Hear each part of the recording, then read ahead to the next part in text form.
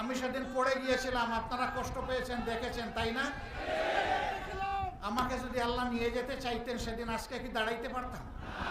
তো আল্লাহ যে আমাকে শ্বাসগুলা বাড়াই দিলেন, আমার এখন কোনো দায়িত্ব নাই? আমার আল্লাহর কাছে আমার চাওয়া, আমি যেন বিছনায় পড়ে মারা না যায়।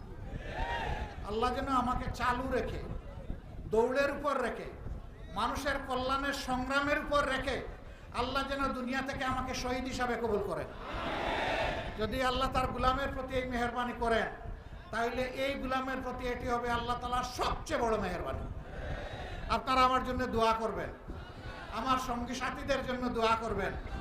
কেন্দ্রে যারা সিদ্ধান্ত গ্রহণ করেন, আল্লাহ যেন তাদের সকলকে হেফাজতে রাখেন, আল্লাহ যেন তাদেরকে সুস্বাস্থ্য দান করেন, জাতির কল্যাণ চিন্তা করার মতো মগজ এবং হৃদয় যেন আল্লাহ তাদেরকে দান করেন।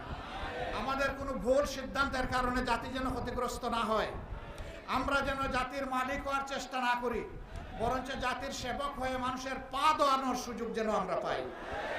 আল্লাহ যেন সেই সুযোগটা মেহেরবানি করে আমাদেরকে দান করেন।